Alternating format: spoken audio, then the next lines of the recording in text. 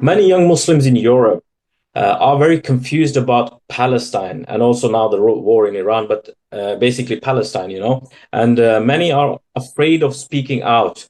And they're also maybe a little bit unsure about their faith because of this situation and also the lack of scholarship, as you're mentioning. How would you advise young European Muslims, to advise them to understand Jerusalem's role in the Ummah's awakening? My advice to Muslims in the West is that I was in the United States of America.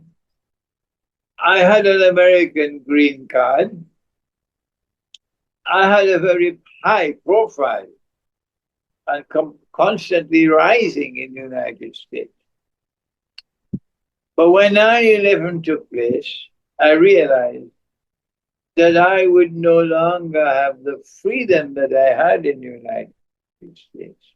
I had such freedom in the United States that at the State University of New York in Stony Brook, before a large gathering, I was able to recite the hadith of the Prophet, لَتُقَاتِلُنَّ الْيَهُودَ, that you will most certainly fight the Jews. And while I was reciting the hadith, the Jews were sitting in the audience in front of me. This was the United States. لَيُقَاتِلُنَّ الْيَهُودَ وَلَتَقْتُلُنَّهُمْ, and you will defeat them. حَتَّى يَقُولُ الْحَجَرُ. At that time, the oppression of the state of Israel and of the Jews was sunk to such depths of depravity, so much oppression, that even the stones and the rocks would speak. Today, New York has just voted for a mayor. He will probably become the mayor in November. And New York voted for a young man, just 33 years of age, a Muslim, who was denouncing Israeli oppression. And he won the Democratic primary. He defeated the establishment. And the United States is moving in that direction. Trump, you better wake up. You better wake up, Trump. The United States is changing its views so that at that time oppression would reach such a level that even the rocks and the stones will speak. Ya Muslim, هذا يهودي وراي فتعال فاقتل. There's a Jew hiding behind me. Come and kill him. I explained to the audience, our Prophet is not saying to kill every Jew. No, that is in conflict with the Quran.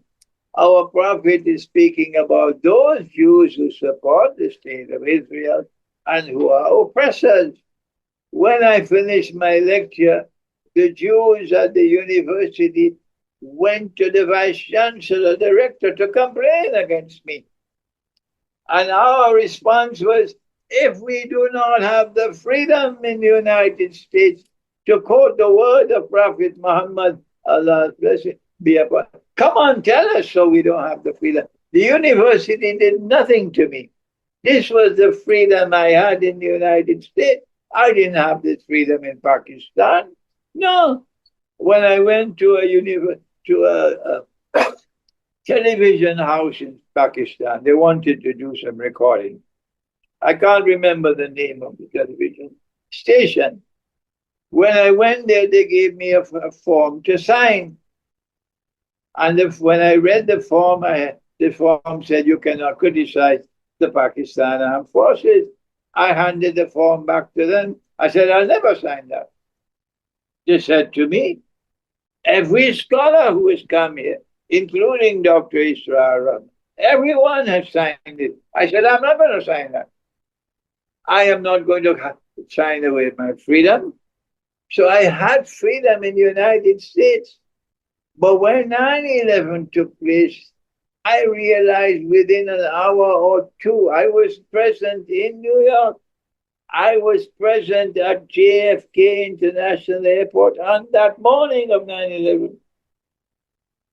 And I realized within 2 hours that this was a false flag act of terrorism, and this was a replica of what happened in the summer of 1914, which was scripted to give us the First World War. So I said, I can't remain in the United States anymore. I don't have freedom in this country. 2 weeks after 9/11, I left. And I have never returned to the United States. 25 years have passed. Where will I get my roti? How will I earn my livelihood? I didn't bother about that. My freedom was more important to me than living comfortably in the West. So my answer to those who are living in the West, your freedom to speak is more important than the comfort of living in the West. Leave the West if you cannot speak with freedom and search for a part of the world where you can live with freedom to speak. Thank you. Thank you, Sheikh. Thank you. In the book, you say also that true Muslims will never accept the state of Israel. How should European Muslims or Western Muslims navigate this belief in a society where support for Israel is actually politically expected?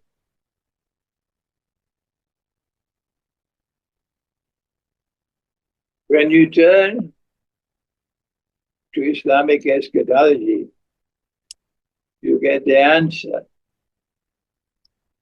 that oppression in the Holy Land, is not going to end. We already know that there will be no such agreement where Jews and Christians and Muslims can possibly live in fraternity on the basis of political equality. That will never happen. But that does not mean that we cannot advocate it. Of course, we know it's not possible. But where a society in which Hindus and Muslims can live together in fraternity and on the basis of political equality, that was what Muhammad Ali Jinnah wanted. Yes. And that is what the Indian National Congress rejected. And today, India now has the fruit of that rejection. Instead of an India in which there's fraternity, in which there's an India, you now have a Modi, which is giving a supremacist notion of Hinduism. And they want to rule over the rest of people. And this Hindu supremacism is similar to Israel's born, we are chosen people. We are the chosen of the Lord God. So in the Jewish eyes of those who support the state of Israel, the Palestinian Muslims and Christians have a status which is less than human. This is less than human. So they don't have any problem with killing babies in order for Israel to become Pax Judaica. We can kill babies. We can kill babies. We can kill babies to make Israel the ruling state in the world. That is the fruit of this falsehood. The falsehood accepted by Modi and the falsehood accepted by Israel. So we have no problem with advocating an Israel or a state of Israel in the Holy Land, whatever name you call it, in which there is the fraternity of the faith, Muslims, Christians, and Jews, and the three communities living on the basis of political equality. We have no problem with that, but they will never accept that because their objective is Pax Judaica, that we must rule the world. you've also emphasized the importance of studying Surah Al-Kahf.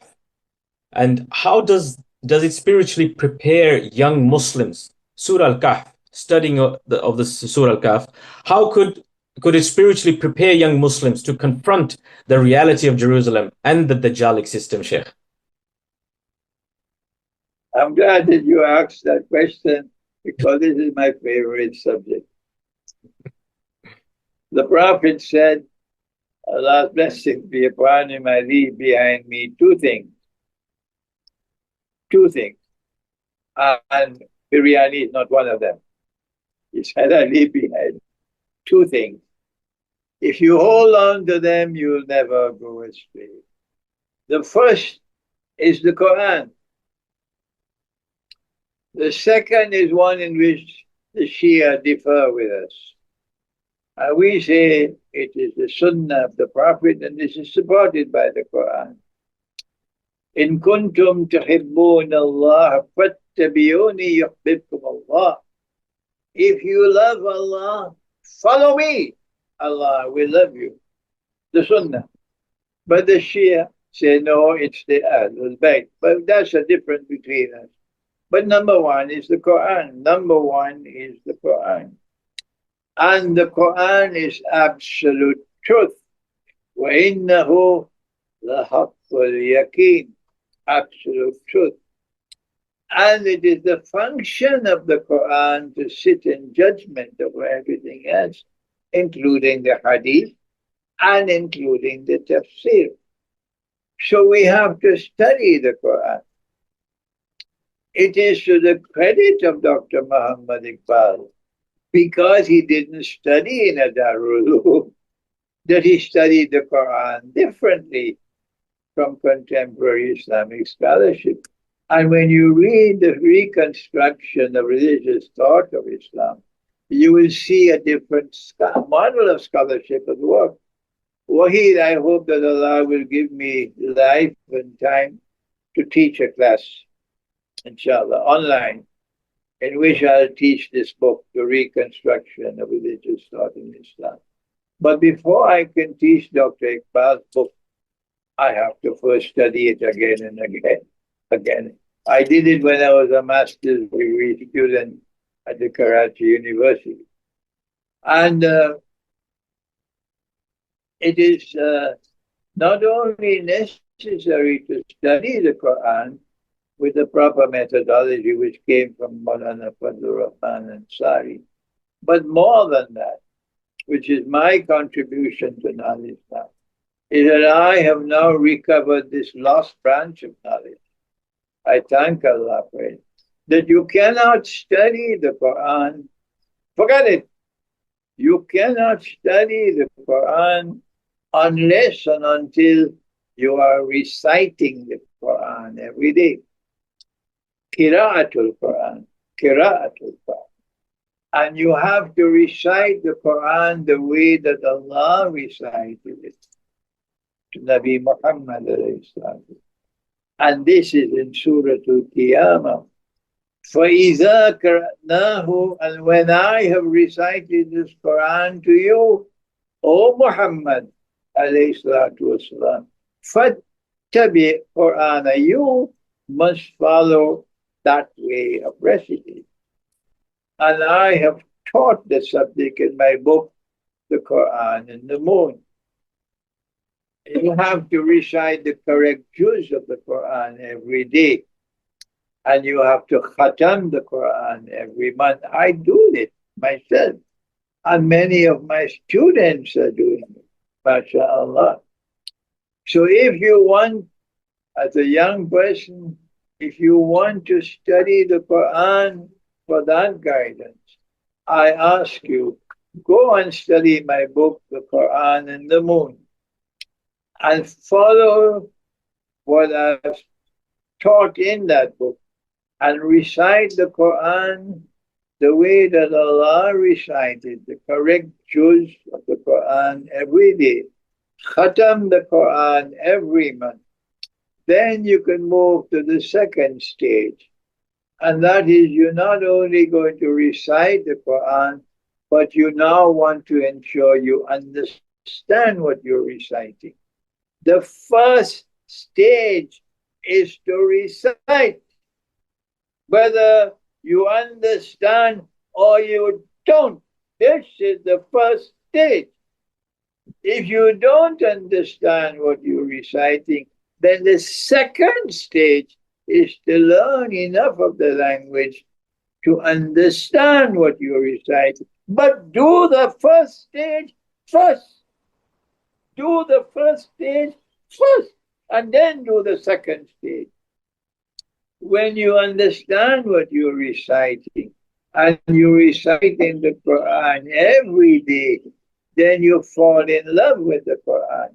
This girl is only 17 years of age. She's given up the hijab. She's in university. She's dancing with the West. And then the same girl, because she read the Quran and the mohon, and she's now reciting this Quran. This same girl has now fallen in love with the Quran. Wahid, when you fall in love with the Quran, then the Quran will teach you. The Quran will teach you. The Quran will become your teacher. And if you read my books on Islamic eschatology, if you study my teacher's book, The Quranic Foundation and Structure of Muslim Societies, if you study Dr. Iqbal's book, The Reconstruction of Religious Thought in Islam, and if you do your homework, tomorrow you're going to be a part of the last shower of prayer.